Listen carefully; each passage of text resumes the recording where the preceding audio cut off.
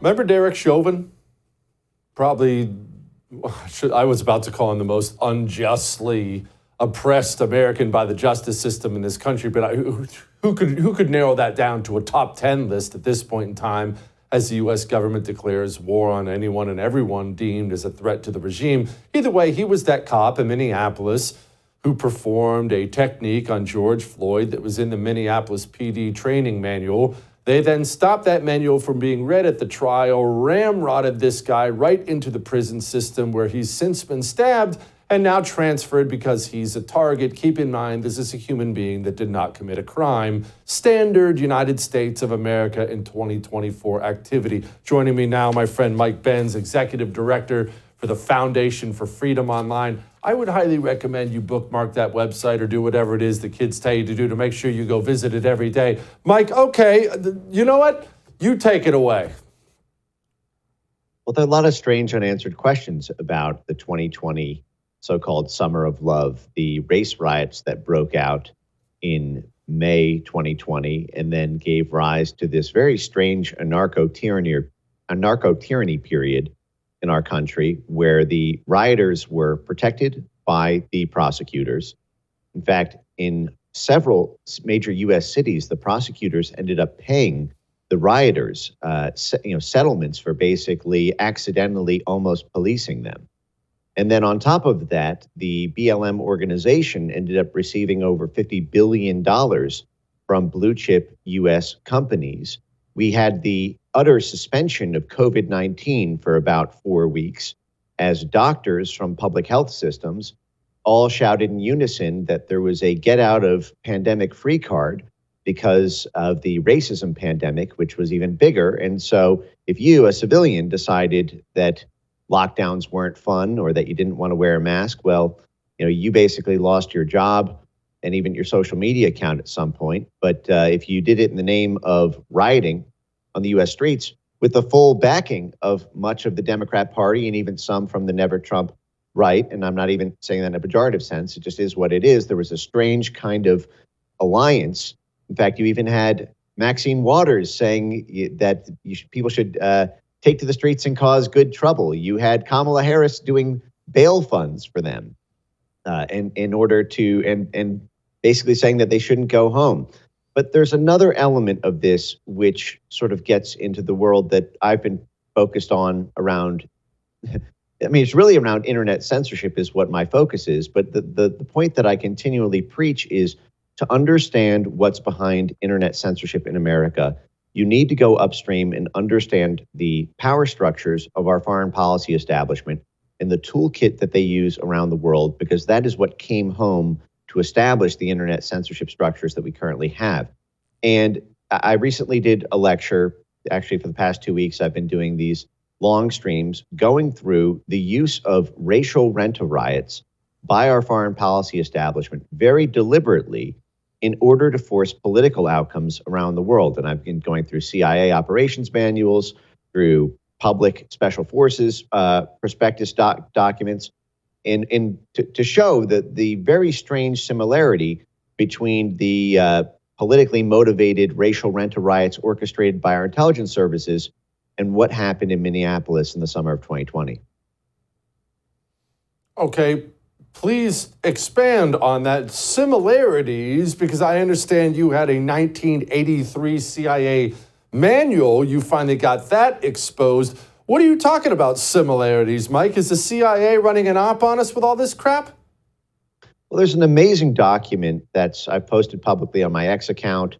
I went over it for 6 full hours last week, and it's a 2021, so it's not even 1983. It's not 30, 40 years ago. This is literally just months after the Minneapolis race riot, and it was a U.S. Pentagon Special Forces manual for how to orchestrate a race riot in a hypothetical Western African country. And what the Special Forces document says is a couple people they're basically pitching to Congress why they need more funds in order to upscale these type of operations.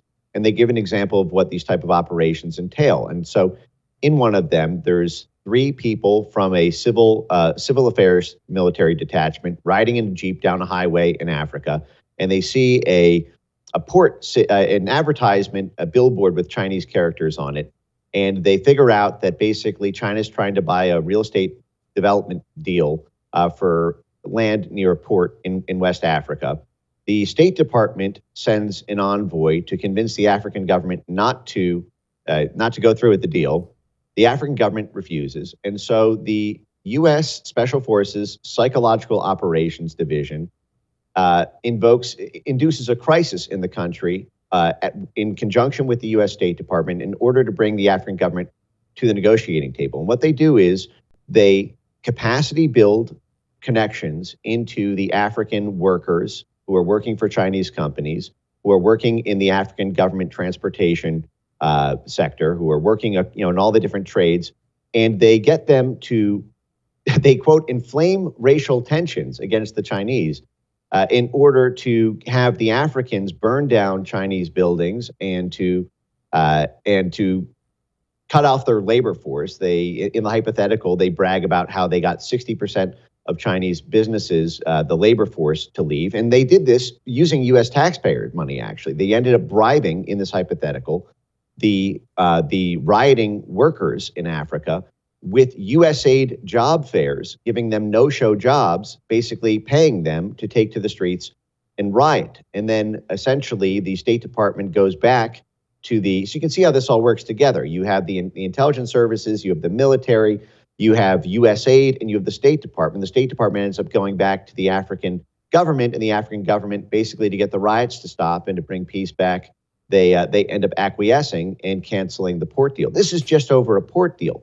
Now, trace that to some of the similarities that happened in Minneapolis in 2020. Now, one of the things that got my attention is Tim Walz had spent 25 years in the U.S. military. It was well known, publicly reported when he ran, but it was always in the capacity of a sort of National Guard affiliation. But then he was spotted on 4 separate occasions wearing a Special Forces hat. And this is something that a lot of people were saying was stolen valor, because you're not supposed to wear something above your rank, essentially. But it turns out that Tim Walz was actually the chairman of the Special Forces caucus while he was in Congress before he ran for governor. And again, the Special Forces, I just said a minute ago, if folks at home are paying attention, is the exact unit that published the guide on how to orchestrate racial rent-a-riots. Now, what was Tim Walz doing when those race riots broke out in Minneapolis? And again, he was the chairman of the Special Forces Caucus. Well, he was the governor of Minnesota.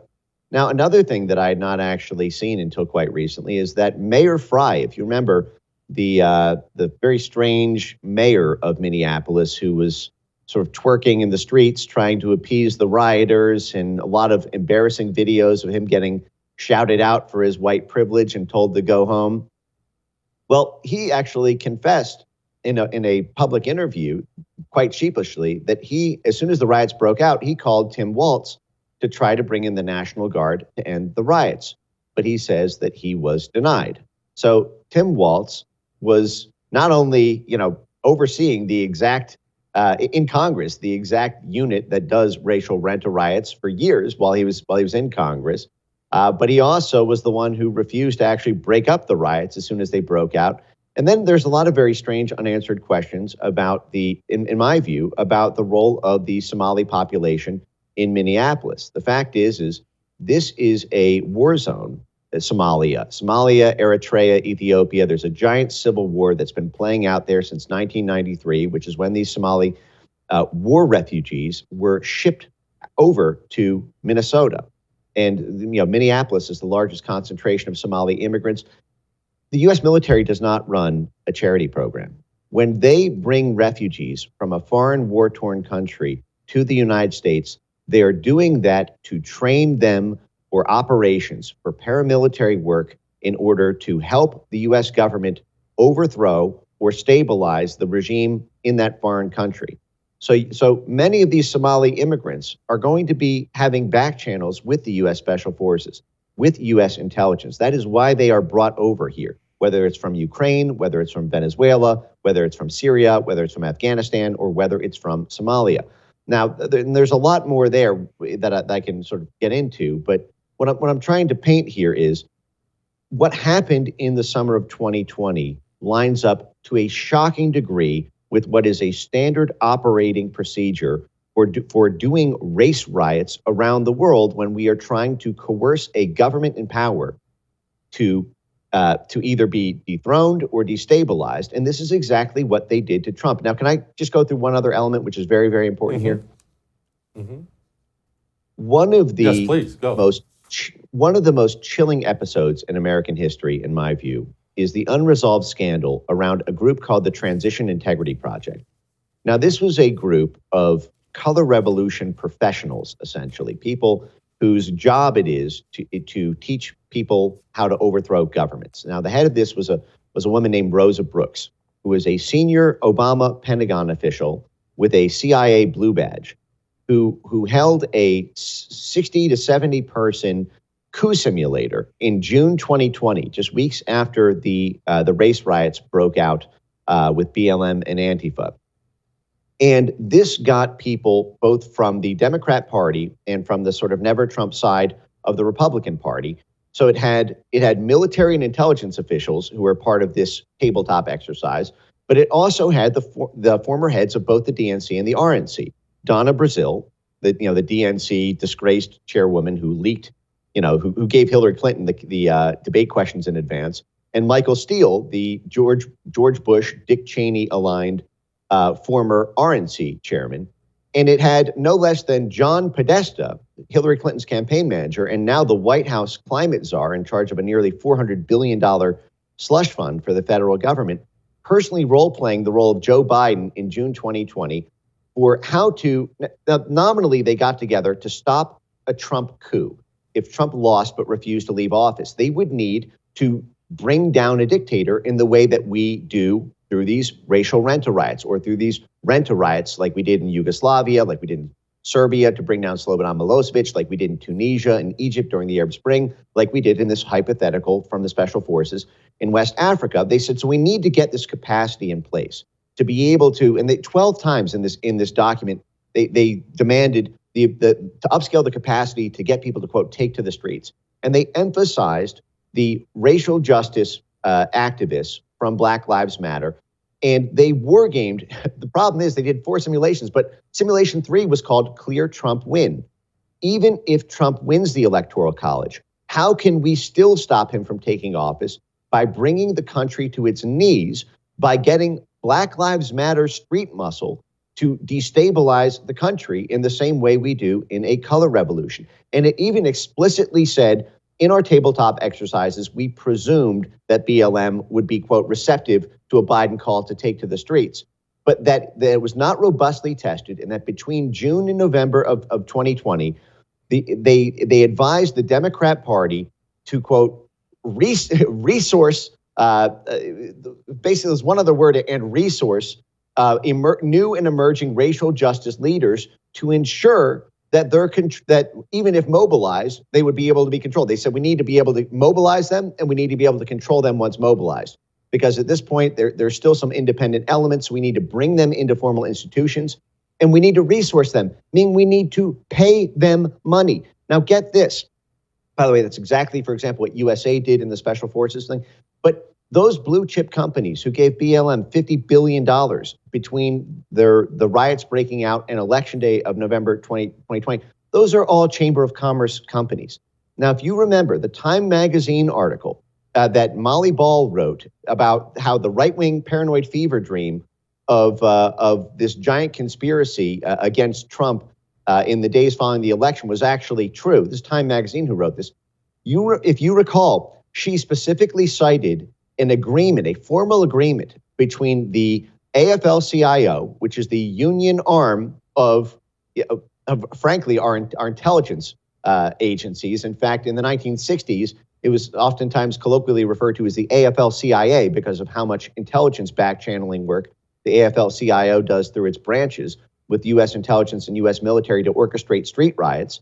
But there was an agreement between the AFL-CIO and the U.S. Chamber of Commerce to have the rioters in waiting stand down when Biden was announced the president. So what you have here is effectively a perfect constellation portrait map of exactly how and exactly who within our intelligence services would be orchestrating, essentially destabilizing riots in order to stop the democratic process and the electoral process in this country from playing out fairly. Golly. Go pay attention to the things Mike is reporting on. No one else is reporting on these things. Mike, my brother, you come back soon. Thank you. That is, that's amazing. Frightening to sit and think where we are, where we might be. I would thank you for coming to my YouTube channel, but I know how brilliant it is, and I know you love it here. So subscribe and watch. We're going to start really ramping things up and putting some funny stuff, some interesting stuff out there, some collaborations. Either way, my YouTube channel is officially the place to be. So stick around.